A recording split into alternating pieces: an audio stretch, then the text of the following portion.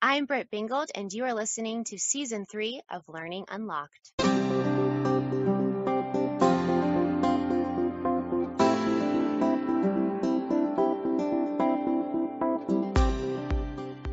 Educators are the key holders to unlocking learning for students. Today, as always, my goal is to provide you with resources and tools, the keys, to enable and accelerate learning for all students. Thanks for joining me today. Let's get started. Hey key holders, welcome to episode 24 of Learning Unlocked. I'm so excited to have my guest on today. It is Matt Moix, and he is our current coordinator of psychological services for our district, and he has held that role since August of 2018. He grew up in Arkansas and attended his undergrad at Arkansas State University, and then earned his PhD in school psychology from the University of Memphis in 2000. At that time, his family moved to Gilbert, and he's been in our district and our community since August of 2000, serving as a school psychologist at multiple campuses, both elementary and high school. And today we're going to be talking about mental health and the effects of that on learning, as well as weaving in some social emotional learning in order to help those students. There is some crossover between the two, but they are starkly different. And so I think this is a great conversation to have at the beginning of the year as we start to build those relationships and make those connections with students in our classroom. So I hope you enjoy our conversation, and here is my interview with Matt. Hi Matt, how are you doing today? Hey Britt, doing well. How are you? I'm doing well. I am enjoying our rain and monsoon kind of season that's a little bit later than it normally is, so that makes me happy. I know other people in parts of the country probably think we're nuts when we love rain, but us Arizonans somewhat enjoy it, I think. Absolutely. It brings the temperature down and it's kind of nice. Yeah, it's different for us than our sunny days, so I think we take advantage of the sunny days. So I'm really excited to have you on today because I love talking about the brain and the way the brain works, and I think it is more important than ever to end that stigma of mental health and the effects on mental health. But before we get into that, I really would love to hear your story about how did you get into this profession? Well, it's kind of a convoluted story. I actually went to college and I was going to be a pharmacist, but that didn't last very long. And then I fell back on psychology because I enjoyed it in high school. But psychology is one of those undergrad degrees that you can't do a whole lot with. So I had to pick a field of study coming out of undergrad to go into for grad school. And one of my undergrad professors knew I liked working with kids and suggested school psychology, which I had never heard of, honestly, until that point. We didn't have school psychologists in my schools growing up, and I didn't even know what it was. But when he described it and what it was, that sounded good to me. So I went to grad school at the University of Memphis and got my PhD in school psychology, and my wife and I found our way to Arizona 21 years ago. And so I've been in Gilbert since that time, worked at all different levels, preschool through high school. And then a few years ago, took this job as the lead psychologist supervising all the school psychologists in the district. That's awesome. Okay, so you wanted to be a pharmacist, I wanted to be a dental hygienist, and here we are. It is what it is, right? Everybody's got a different story, and I like hearing how we get to the places that we are, because I think it's important background information for our listeners for sure. So psychology led you into the schools, and so I'm sure you've had so much experience. You said K through 12 with kids, struggling with trauma and anxiety and depression and all of those types of things. Absolutely. So can you, just before we start, can you tell me your definition of mental health? Like, in your opinion, how would you describe that? So that's an interesting question, and it's a broad one. Mental health means different things to different people. And most people think of mental health, and the first thing they think of are psychiatric conditions like schizophrenia or bipolar disorder or depression. But mental health, to me anyway, is much broader than that. It certainly contains those components, but it's also about mental well-being and being emotionally healthy and being in a good headspace, so to speak. Yeah. And so I think it contains all of that as well. Yeah. And so when we don't have a diagnosed kiddo, student in our class, right? But we see things like they're sad a lot. They don't make friends. They struggle with routines. They don't feel good regularly. Those are things that as a teacher Sure. are kind of red flags, right? Because they could be symptomatic of a condition that's diagnosable.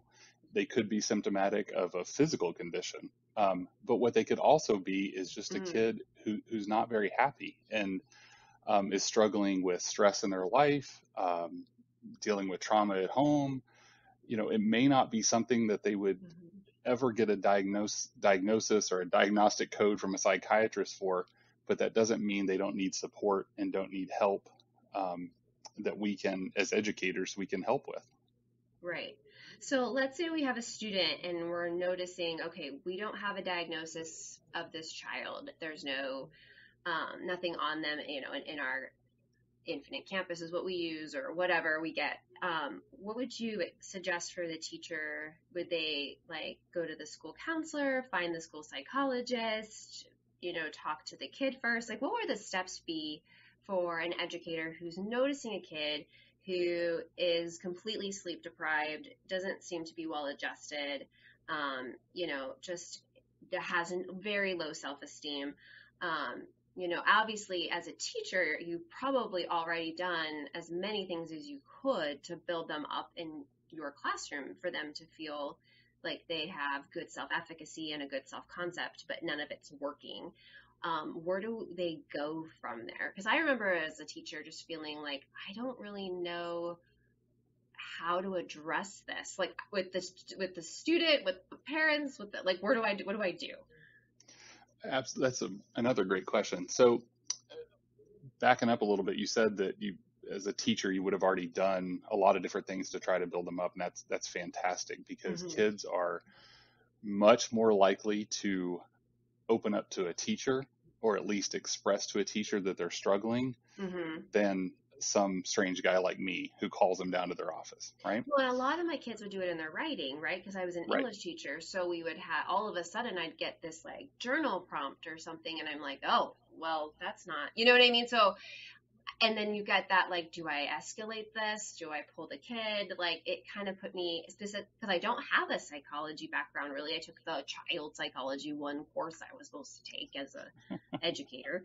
I'm sure. like, I need help. So for the listeners that are educators, what do we do?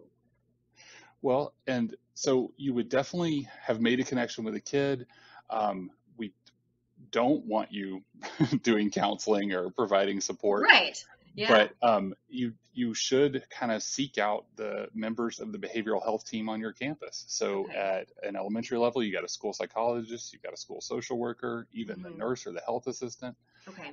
They may know about the student already. At the secondary level, same deal. You got a school psychologist, you got guidance counselors, you have mental health counselors, school nurse. So all those people are members of a behavioral health team.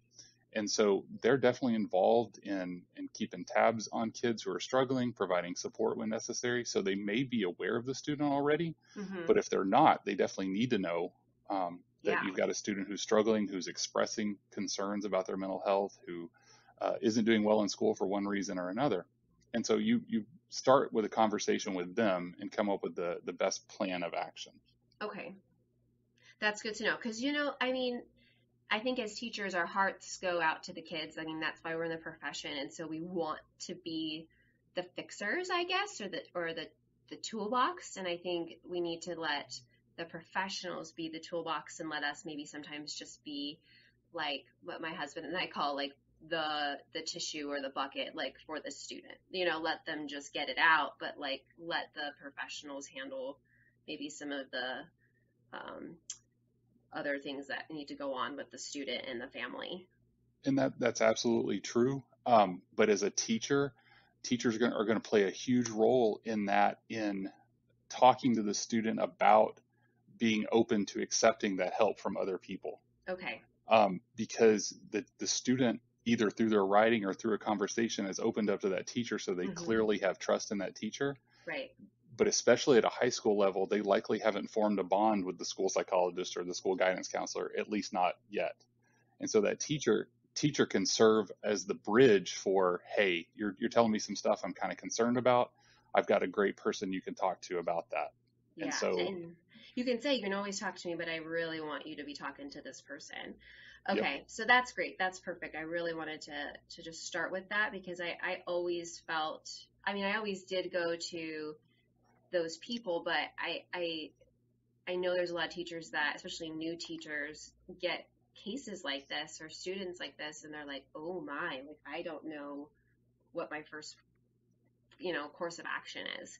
So, and sometimes it is quite immediate, that you need to get that student help very quickly. So yeah, absolutely. That's great to know. Okay. So let's talk about, now that we talked about mental health, and it doesn't have to be diagnosed, like you said, schizophrenia, bipolar disorder, anxiety, depression, whatever. It could be any of those things that we're seeing with kids.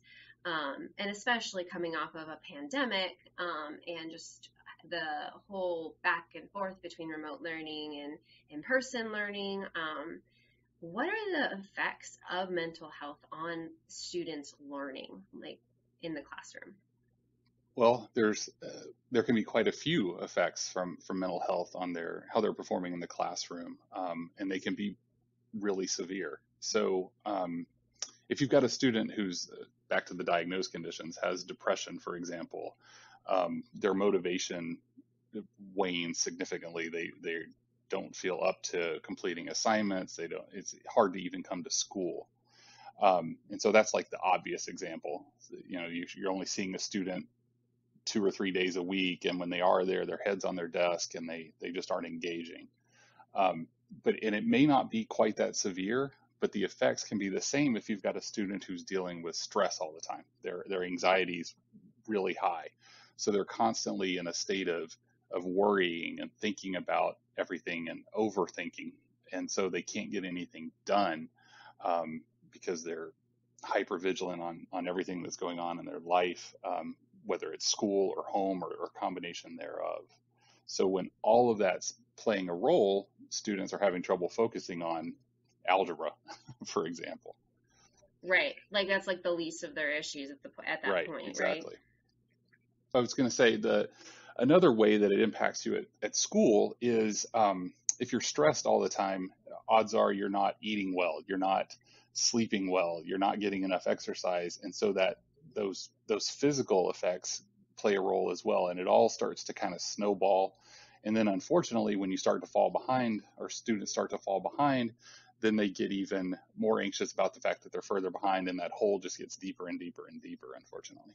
Yeah, and it's almost like it's just a big spiral down, right? Exactly. So I've seen all over social media during this past year more than ever, like Maslow over Bloom. Can you kind of go into that a little bit with me? I think teachers are recognizing this in their students, which is a good thing, but what are we speaking to when we talk about Maslow over Bloom? So when we're talking about Maslow's hierarchy of needs, and most educators will remember from early on their educational psychology classes, you've got the pyramid where the physical safety and the physiological needs are at the bottom of the pyramid, and you've got to meet those needs before you can even get to the top of the pyramid where you're talking about self-actualization. So when you're saying Maslow over Bloom, they're really talking about those physiological needs, the safety needs, feeling like the students are in a safe place before you can even get to Bloom's taxonomy and worry about learning and education and again, algebra or right. English. Skills and standards and right. Concepts. Yeah, right. Exactly. Okay, so mental health kind of falls then in those lower levels, right? Absolutely. Well, I already mentioned the physiological needs or the physiological impact that stress and anxiety and worry can have. Um, but it's bigger than that. It's just that sense of safety and feeling like I'm okay.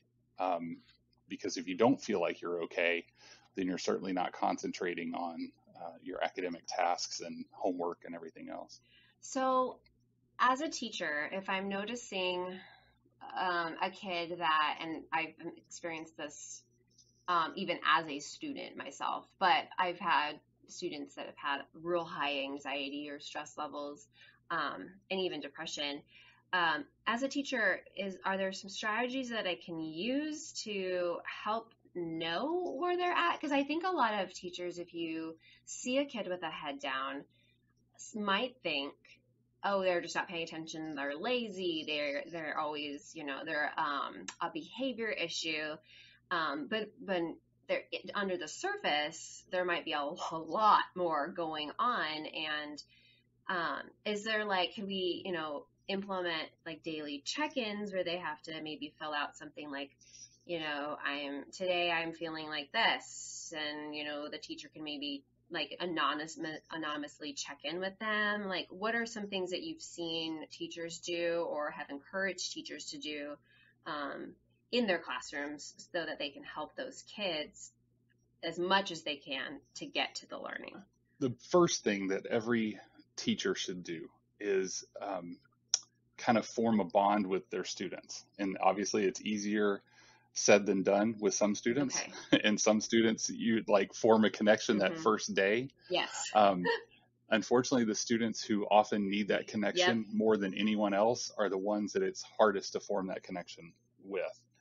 But that's the first thing, is to kind of form that connection so that the student's willing to talk, if not talk to you about everything, at least let you know they're having trouble. Second thing I would do is definitely create some sort of safe environment where students do feel like it's okay to talk about this.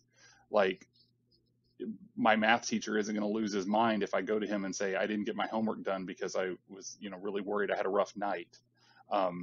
Because a student won't come to a teacher if they think the reaction is going to be yelling at you about the homework, as opposed to, how can I help you? Ooh, right. But then once you've established those kind of the blanket ground foundation, so to speak, the next thing is exactly what you were talking about, those daily check-ins. And there are formal ways to do it.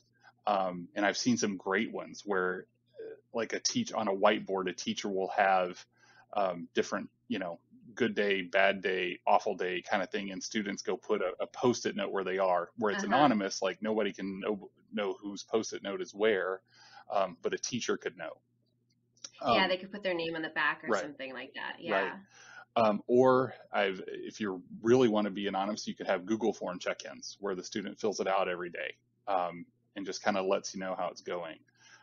You could have a daily journal kind of activity real quick where students just do a check-in. You could also do it really informally, and I would encourage all teachers to do this, of just a kind of a greeting in the morning and just do an informal check. Who looks a little more off today than they normally do? Who looks like they're really struggling? And that's not requiring much on the part of the student. It is requiring the teachers, to kind of keep an eye on everybody and check in with everybody. And you have to form that connection to do it. But I think those are just some ideas of how you can check in with students each day. Yeah, and if they notice it, they are able to make adjustments too, and get the rest of the class going on something, and maybe lean down close to that student, maybe, and kind of ask how you doing or whatever, and get kind of to recognize, like, okay, clearly something's going on with this student, and I need to make sure I have some type of face-to-face contact. But you're right, we got to make those connections and build those relationships first. And then the teachers can do it. And it's so funny because I feel like elementary teachers are really good at this and have that opportunity because they have that like morning, like circle time. Mm-hmm. Yep. But secondary teachers, it just seems so odd because like they don't have like a rug, you know, like we don't go and sit around the rug, but they could still kind of have a morning meeting. There's nobody has said to a secondary teacher like, oh nope, you can't have morning meetings. Like you still have some type of bell work, warm up, check in, something Right. where you can look at your kids and, you know, if you know them well enough, you're going to see the kid that's, you know, zoning out all of a sudden or just, you know, I mean, I've had students literally ask me, come up to me and crying and say, may I have a moment to go to the restroom? Right. And then I'm like, what do I do? Because I clearly know the student's upset, but then also I have like 35 other kids that I have to take care of. In those things, what are the best ways to approach like that type of situation at the secondary level? Right. So you're talking about morning meetings, and at the secondary level, it doesn't even have to be that formal. And it's tricky because as a secondary teacher, you got what, 5 minutes between classes, and you're trying to check emails and everything Yeah. else. But if you could not do that Yeah. and greet students that are coming through the door, so you're like making eye Mhm. contact with them, you're saying hi, glad to Love see that. you. That gives you just a split second to just kind of take a temperature and see if somebody's off, to see if Hmm. they're wearing it on their face, they're totally stressed, they've had a fight with their boyfriend and they're losing it, you know. So you can kind of get that quick read. And then you mentioned earlier about following up with them in a nice, quiet, confidential way, like, everything okay, anything I can help with. um, Give them an opportunity to do that. Those are the quick and easy ways. You're Okay. absolutely right though with the bell work, the 5 minute warm up. It's easier in some classes than it is in other. You know, a Hmm. daily journaling activity in English makes total sense. A Right. little more difficult to pull that off in algebra 2 or geometry. Hmm. Um, but those frequent conversations, how was your evening? You know, how's everybody doing? And then kind of read the room a little bit. Yeah. Um, I used to do it while I was taking attendance. So if I had them doing some type of activity at the beginning and I was taking attendance, I would look to see if they were there, but I would also look to see if they were there. Like, right. are you all here today? Like, is your, like, you know, are you just like functioning like you normally do? Are you talking to your friends? Are you doing the activity or are you withdrawn? Are you, you know, tired? Are you wearing your hoodie over your head where you Yep. don't normally do that? That type of stuff. That's kind of what I would usually do it. And I think that's an easy way too to do a quick check. If you're scrambling and you can't get to the door, which I always love to be by the door too, but once those kids are settled and seated, it's really easy if you have that theme chart to kind of put a little tick mark or something about the kids that you know you want to go check in with once the lesson starts to roll and go. Absolutely. And that's the best way to do it, is to, again, know what their typical functioning is, how they normally look, how they normally act. And then when it's off, when it's different, that's when they really need a little bit of a follow-up. You know, one thing that my daughter's teacher does this year, and she's in third grade, and I wasn't even ready for this as a mom, but she gives the kids every day a sheet of paper with a bunch of faces on it, like emojis. Yep. And in the morning, they cut out the morning, how they feel when they get to school. They cut out that one and they put it on their desk. And then after recess, which is like after lunch, they cut out another one about how they're feeling. And then they cut out the last one right before they pack up. And she sent it out in a parent letter and said, this is kind of how I do a check on how they're doing socially and emotionally with throughout the day. And then as a parent, I get those 3 smiley faces or those 3 emojis in the folder at the end of each day. And I love that as a parent because I actually can go to my kid and say, I noticed that today you started off sad in the morning. What was going on? And she goes, you know, Mom, I really was upset because somebody said something to me on the playground. And now I have like this dialogue with my kid that I wouldn't have had that teacher not facilitated that for me. And that's a fantastic idea. I love it. Uh, as a student, I mean, I don't know what the setup in the room is like, so I don't know how confidential these emojis are. And Yeah, I don't either, yeah, to be honest. no, and as primary grades, it wouldn't necessarily matter as much. Yeah, They high aren't school, necessarily, secondary, yeah. yeah, they aren't necessarily looking over at their neighbor's desk to see what the, sad face emoji is. Hmm. But And they could do it on a Google form or something like that, right, or circle it on the end, on the warm up or something maybe, that they turn in. you're absolutely right that providing that feedback to the parent as a source of dialogue and follow up is fantastic. So you're facilitating communication that way. Yeah, because I was shocked by that this year, and I thought in my secondary brain, I was like, oh, like how could I have done that with my high school kids, where I was able to send that because it's great for me as a teacher, but then to know it as a parent is also very powerful too. So, It absolutely is. And this is a great difference between elementary and secondary. So elementary kids, they expect you to tell their parents, and they are happy you have, and they're fun to talk. They're happy to talk to their parents about it. hmm I have hmm and I've got a first grader who would be fine with me asking how his day was and tell me all right. about it. I also have a senior that if a teacher emailed me and said she expressed these feelings, would be a little annoyed that they had confided in the teacher. So Yeah, um, right. teachers are in a tough spot about like, what do I tell a parent? What do I not tell a parent? It's tricky sometimes. Right, because they've built up a trust with their teacher, and they want to make sure. Yeah, they're like, no, don't tell my mom about whatever, right? But Right. obviously, if it's something of concern, they need to share that Absolutely. Yeah, information. Yeah, you're right. for sure. Okay, I just wanted to bring that up and get your thoughts on it because I just thought, oh, a sheet of faces. Like I just would never ever have thought of that. So, but I guess the end goal would be that the teacher, no matter what they use, responds immediately, and that shows that they're building trust with the kid, right? Like they value, like if you do use some type of system, don't ignore the system, right? You are right. If you're going to ask the student for input about how they're feeling and how they're doing, you've got to do something with that information. And Okay. so don't ask if you're not going to do anything about it. But we definitely want teachers asking. We want them Mm-hmm. um, connecting with those students and worrying about, not necessarily worrying about, but being concerned about their social emotional growth and well-being. Yeah, because we know as an educator,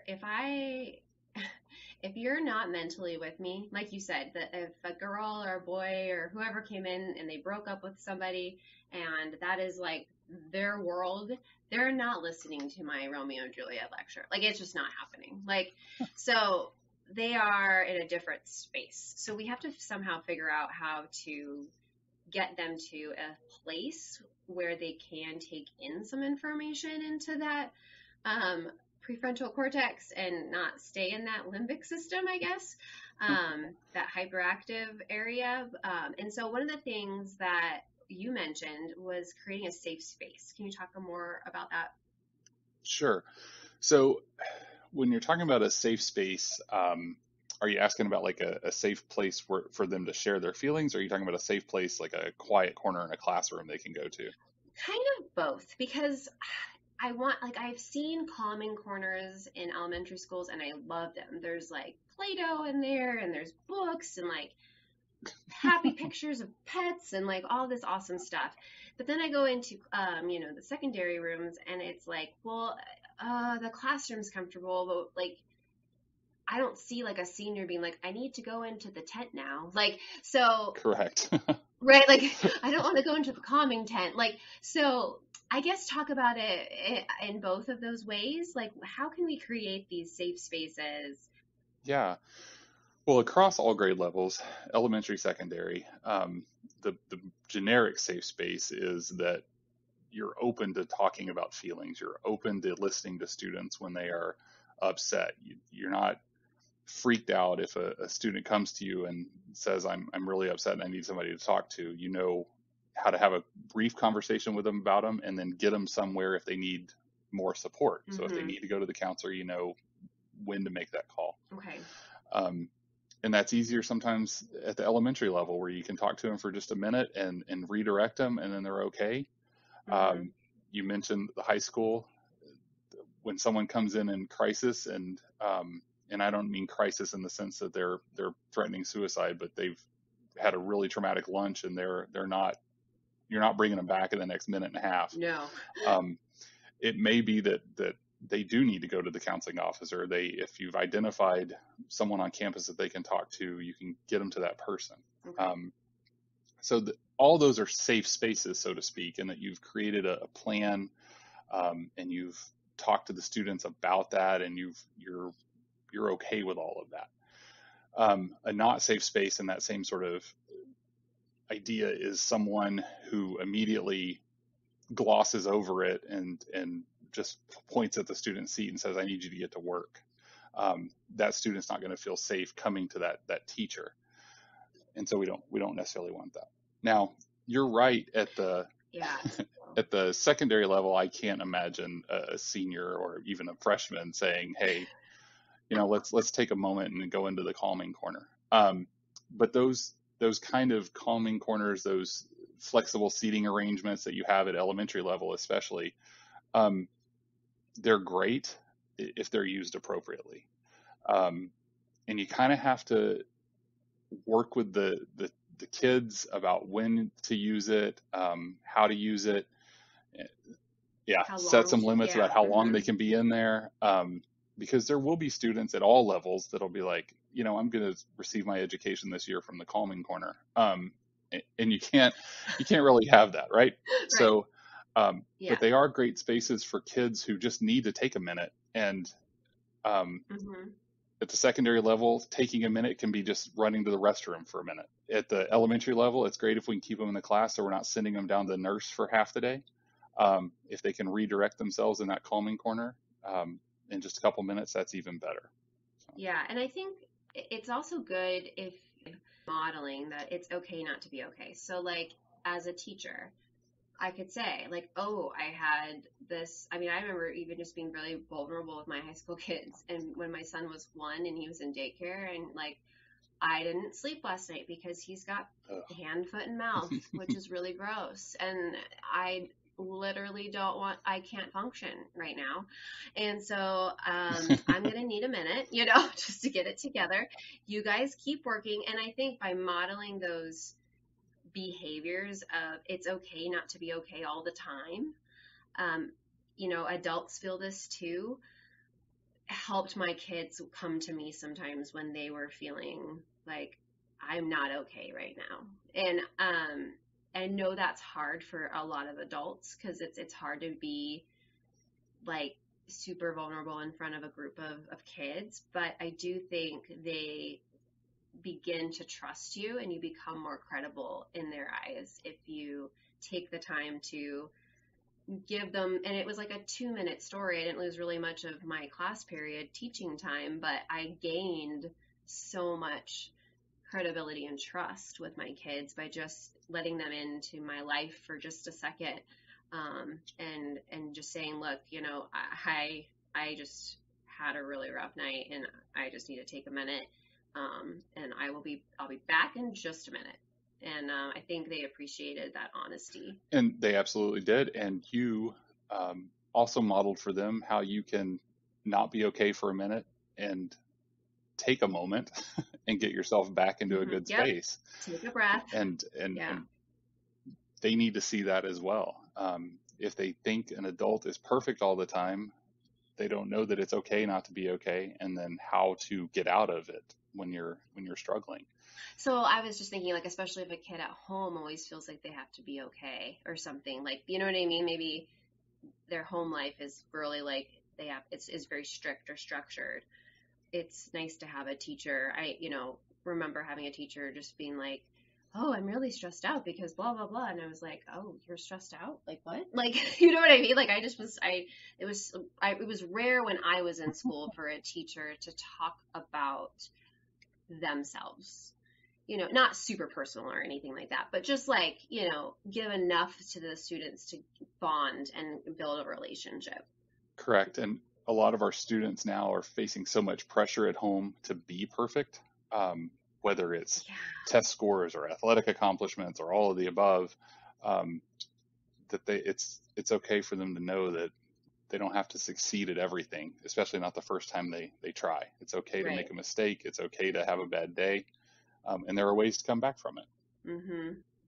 Yeah. And you always have the next day, and working that into the lessons, just organically through storytelling, or chunking your lessons into shorter bursts so that they're not feeling like they're just overwhelmed or overrun with information. Getting them up and moving, playing music, all those things I'm sure probably help a little bit with some of those kids that just feel like, oh, I just can't, I'm slugging through. They do really help. One of the, I have a seventh grader, but one of his best teachers he had, his third grade teacher, built in brain breaks into the lessons every day. And it wasn't anything fancy. They would build these breaks in throughout the day where they got an opportunity to socialize, eat a snack, but it was in the Nice. classroom. So they weren't, Right. we're not doing 90 minutes of instruction straight at the age of 8. They're breaking it up. And so it really worked well for him. And I think for a lot of the students in the class. Well, and I will say this on this podcast until I die, I guess, or until this podcast ends, but that kids can only handle information for their age in minutes, and I would suggest even less, probably. So yeah, if they're 8, you've got 8 minutes to give them information, and then they need to do something with that information, or they need to, to do, and that's where you can push in some movement. You could have them turn and talk to a partner. You could have them, do a hand-up, stand-up, whatever it is that your strategies that you pull in. But yeah, and then obviously mix in sometimes those brain breaks. That time to relax and interact with peers is really important for their self-concept and self-esteem, for sure. It is. And we talk all the time about social emotional learning, and most people think it's some magic curriculum that we have to do. And there are certainly curricula for it, but it's much more effective when you build it into the lesson, like you said, when you build it into the day. And there are opportunities. Yeah, more organic. Yep, there are opportunities for social emotional learning all day long. You promote those positive interactions and friendships. That's where you're the best bang for your buck. So I read somewhere that, and I'm trying to think of where it was. It's probably on Instagram, so don't judge me. So let me know if it's not right. But it was something about like routine exposure to sunlight reduces resting heart rate, respiratory rate, blood pressure, blood sugar, but it increases energy, strength, and endurance, lowers stress, and builds tolerance, and then also builds the ability to absorb and carry oxygen. When I read that, I thought about our classrooms and how so many of them are windowless. Yes. What are some things that we could do? Because I really do feel like that access to sunlight and outdoors is really important throughout the day. If you are in a classroom, even secondary, and they're in hallways and they never go outside, that's got to impact their mental health in some form, shape, or form, whether they even are realizing or not. Like I have to go on a walk or see the sky or do something and get out of my office for just a little bit, because it actually makes me more productive when I come back. And I think what you read is absolutely right. I should say that. Okay. It's a yes, great yeah. Instagram post. I'll find it. You should favorite that or something. But I think one of the things, historically, kids, even if they were in school all day, and classrooms not having windows isn't necessarily a new thing. No. But once they got out of school, they were often outside for hours on end, or at least more than they are now. I think kids now, either through jobs or free time activities, be it video games, social media, technology. Yeah. Oh, social media, yeah. Yeah, Mm-hmm. They're just as I reference Instagram. Right. But they're much less likely to go outside and spend time outside. And I think we've got, and this goes for adults too, we all tend to be stuck inside more than we used to be. And so you're absolutely right. You're able to take a break and take a walk outside and see the sky. kids, it's hard to build that into a day for a teacher to, even at the It elementary is. level, you got recess, but more than that, it's difficult to get them outside, or it's 116 degrees. So Mm-hmm. lunch recess is canceled, PE's not happening outside. Right. But I do think teachers could, even if you, as much as you can get them outside during the day, that's great. Communicating with families about the need to get outside, and maybe have some activity. I'm not a big believer in homework necessarily, but activities they could do at home that involve going outside and finding things, exposing them to the sun, to the outdoors. We're all vitamin D deficient, I think, to a certain degree, which has Right. a big impact Yeah. on our well-being as well. Yeah, and on our mood. Yeah, and I mean, when I hear about recesses getting taken away, I'm like, no, we need more recess. Like, just like more recess in littler spans. Like I don't need like a 45-minute recess. Like can we have like little 10-minute recesses? I used to, when it was nice out, in Arizona, it's very like just kind of that little gap, but November to January-ish. I would take my students out for just walk and talks. And so I would give them some type of prompt and just say, okay, I need you to kind of walk outside and we're going to all kind of go together and you're going to have a partner. We're going to walk and talk about this concept. So we're still learning.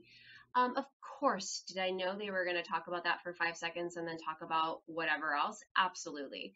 But it didn't take that much time. And then when they came back in, I stood at the door. And when they came in, before they were able to go back to their seats, I would say to them, hey, what did you guys talk about when it came to blah, blah, blah? And they would have that answer and they would sit down and then we could have a full conversation as a class then about our walk and talk outside. I wasn't able to do it as often as I would like to, but it was at least an opportunity for me to get them some sunlight and get them out and moving, and just change the channel in their brain a little bit to something like different. And I think it refreshed them and re-energized them to come back into the class more like ready to learn. It probably did. I mean, especially if it was, say, fourth hour and they had fifth hour lunch, they're at the tail end of what they're able to handle in a stretch. So getting a little bit of a break is fantastic. Mm-hmm. Yeah, and even like morning air and first and second hour was kind of Hmm. pleasant, Right. like. When I was at Mm-hmm. Gilbert High, it didn't happen all the time, but it wasn't unusual to see some of the English teachers having class outside. Our high schools have some space around where they could pull that off. Again, short window of the year when you can do that, but it was nice. But take advantage of it when you can, I guess, wherever you're at, wherever you're listening from, because some people have snow that they're dealing with. We don't have that, but we have extreme heat. So, True. um, yeah. Okay, so those are some ways that we can kind of help those kiddos that we see are struggling get to a place where, okay, we can learn. We've checked in with them. We've given some opportunities for movement. We've kind of created a safe space or a calming corner if they're they're a little bit littler, some brain breaks. My next question is, we know that the research says that a student will see themselves as a learner in a specific class or content area is hugely impactful on their mental health. So if they see themselves, or at some point in their educational career, someone said, or they have said, I am bad at math, I don't like to read, that it just kind of sticks. And so, of course, we as teachers can't control how they see themselves in other areas of their lives. But if we know this kid hates math, or this kid hates reading, or this kid dislikes PE, or whatever it is, if we know that, why are they falling through the cracks, do you think, still? Like, because I know that research, I know a lot of kids come to me and they're like, reading's not my thing. And I'm like, that's cool, but we've got some books we're going to go through and I'm going to be there for you and we're going to do some awesome activities with it. Where are we do we have a stigma as a society when it comes to mental health? Are we not cultivating a culture of mental health in our schools? Like, what is it that we can do to make these kiddos and these learners feel successful, if nothing else, in our rooms? So That's a pretty complicated question. So No, sorry. no, Yes, it's totally fine, but it's multifaceted because it you've is. It's totally you've multifaceted. got a couple different issues. One is self-concept related to learning. So the math one, Yes. the example you gave, you've got a huge culture of math anxiety that's existed forever. So that students, once they determine I'm not any good at math, they are less likely to try it. And if they're less likely to try it, or if more likely to give up once they do try and they experience a little bit of difficulty, it's impossible to make progress. Mm-hmm. Because the only way to improve someone's self concept is for them to be successful at activities they perceive as challenging. Mm. So you can't just give them easy, busy work and have them be successful. It's not going to do anything. And if you give them work that's too hard, they shut down immediately. So you got to find the nice balance in there, so that it's appropriately challenging. They're able to be successful, and then that self concept will start to come up.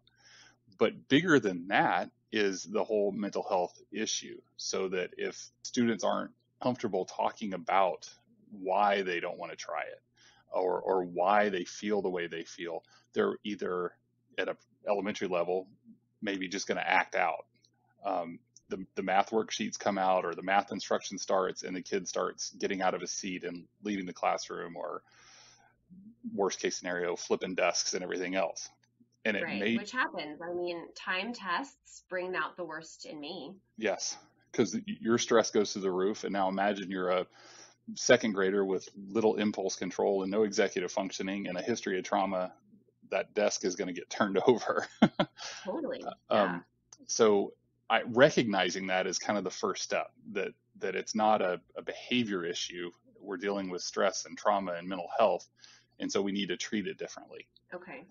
We need to create some safe spaces. We need to prep the student for what's coming. We need to work with them to start to build up those skills and that self-concept, so that he or she is able to react better in those situations.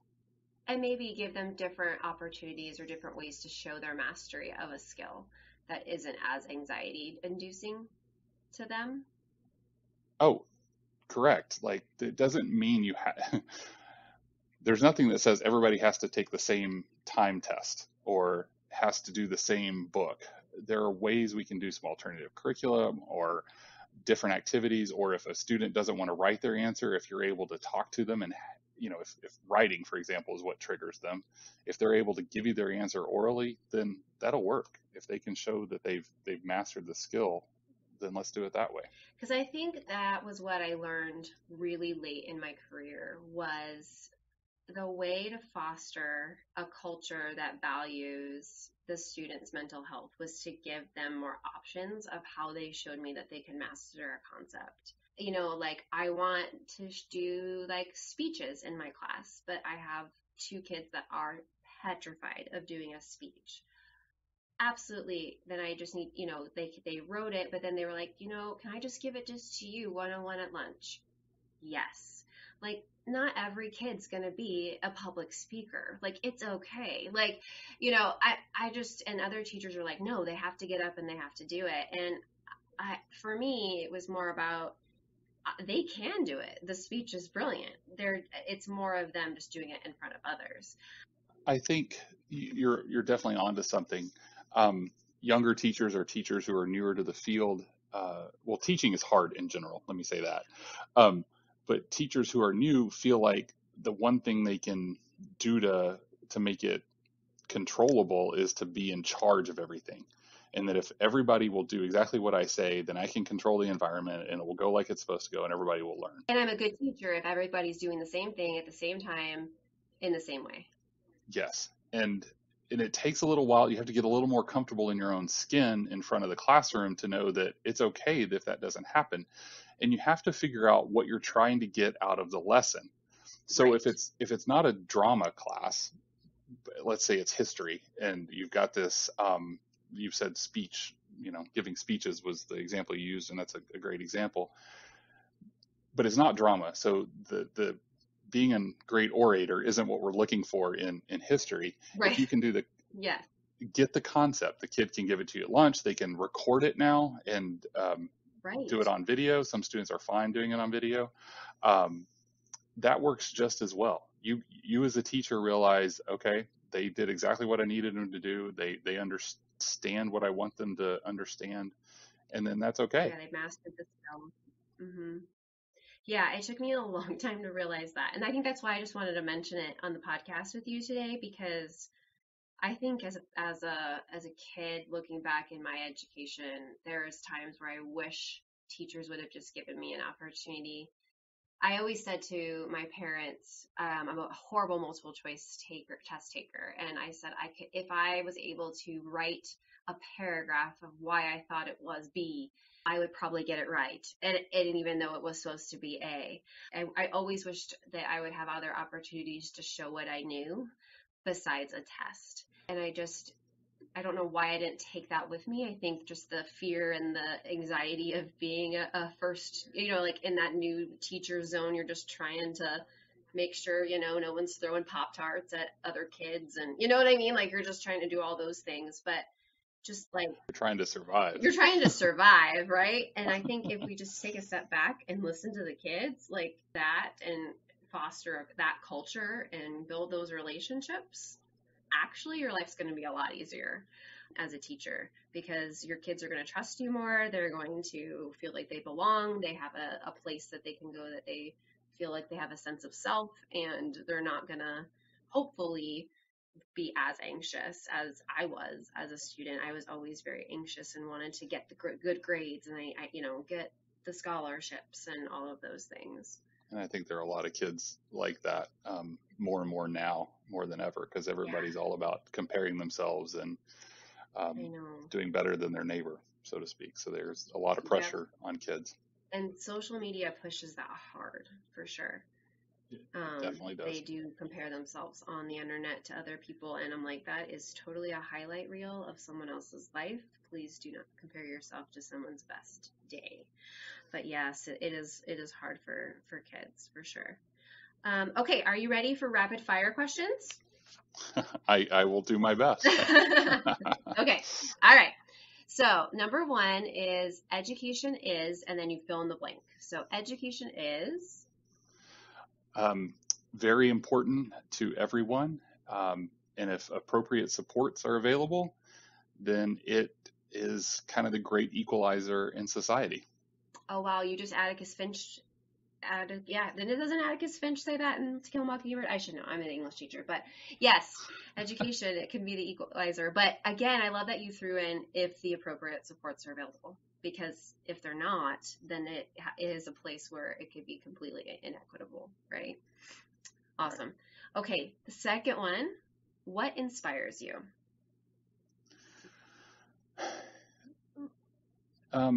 Helping people. It's kind of a cheesy answer, but No, really, I like that. Really the ability to help students, especially who struggle. That's why school psychologists exist, really, is to identify students who need support and help them get those supports. And so when you see that, and working at the high school for years, when you took a freshman and who struggled for years and years and years, and you were able to get them through their senior year and graduate, and see how happy they were and the sense of accomplishment they had, that sticks with you. Oh, yeah, I got a little teary there. I'm glad we're not zooming. Okay, yeah, I mean, it does. I mean, it sticks with you, and you change your life, right? You change their course and their trajectory of where they could have gone. So that's awesome. Yeah. Okay, number 3. If you could pass on any wisdom to students, what would you share? So my mom has a saying, and she used to say it to me all the time when I was growing up, which is, it's an old adage, mostly about baseball, but if you win some, you lose some, and some get rained out. Awesome. But the idea is you don't get too high about the great things. You don't get too low about the bad stuff. You just try not to get too worked up about anything. Try to stay even keeled, and it's a pretty healthy way to go through life. You obviously want to have, experience joy, and nobody wants to experience sadness, but it's a part of life, and dealing with it's acceptable. But if you can try to stay even keeled most of the time, life's pretty, it's a lot more manageable. Right. Okay, so can you tell me how to do that? No, I'm just kidding. But I love that. I'm going to keep that. I actually love the some get rained out, because there are days where I'm like, yep, that's a wash. We're just going to pretend that day didn't happen. Start over. Yep, just start over the next day. So I love that. Okay. All right. Number 4, what are your must-have smartphone apps?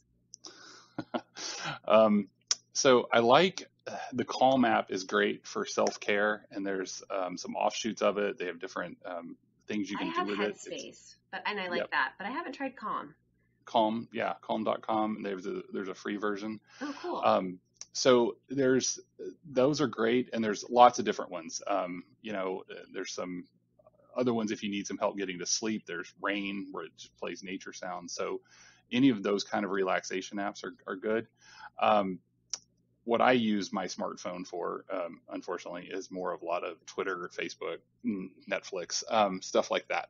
Well, yeah.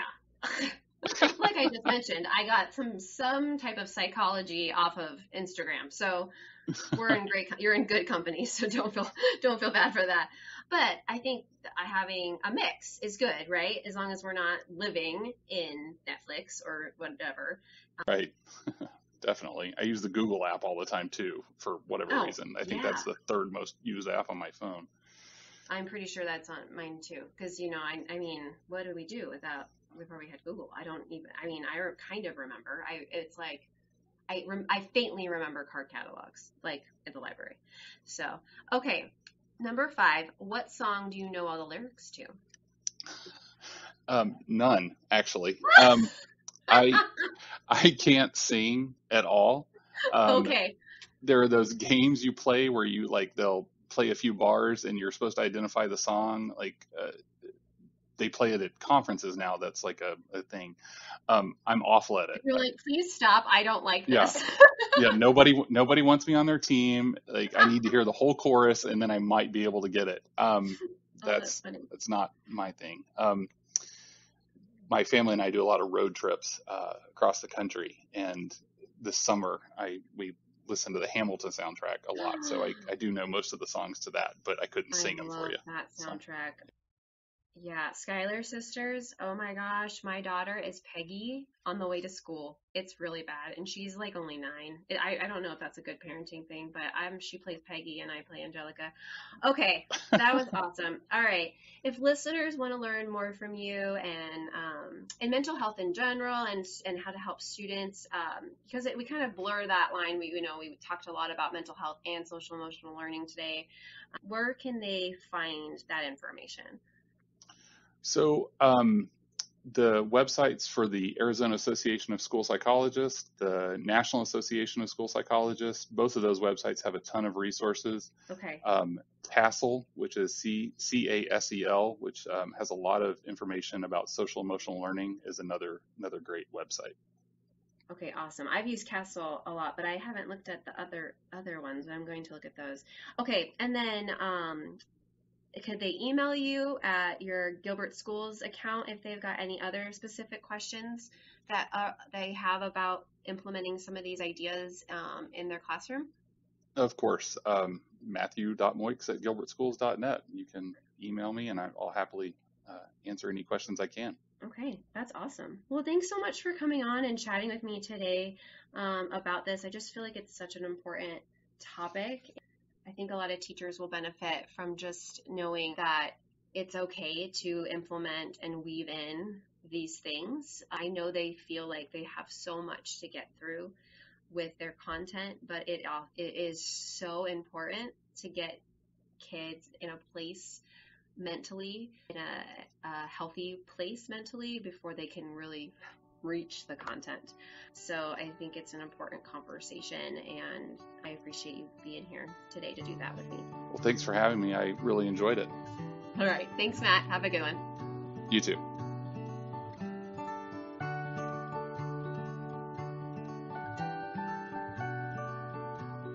Thanks for listening. I hope you've enjoyed this episode of Learning Unlocked and finding out more about mental health and its effect on our students and their learning.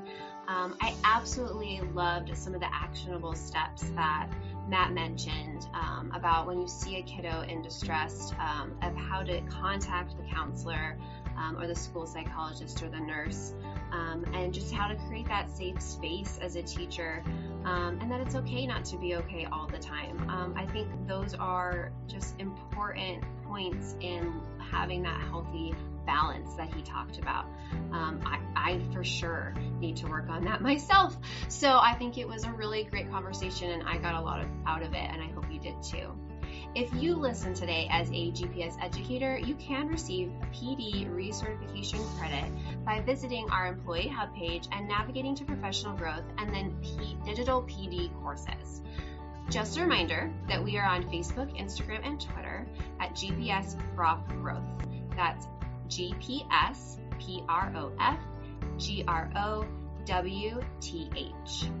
For more information or resources from this episode, please visit our website at learningunlocked.libsyn.com/website. Libsyn is spelled LIBSYN. We are distributed by Libsyn to Apple Podcasts, Spotify Podcasts, iHeartRadio, and Audible. Episodes are also available on our PGD YouTube channel under playlists. Our intro and outro music are licensed from Melody Loops. And just a quick reminder, if you can write us a review on Apple Podcasts, I would so appreciate it. The more reviews and ratings we get from educators like you, the more educators will see our podcast pop up on their feed. And so if you like what you're hearing and think others would too, please head over and provide a review. Thanks again, key holders. Keep unlocking that curiosity and creativity and innovation with your students. Create that safe space for those kids, and just stay kind and courageous. I'll see you next time.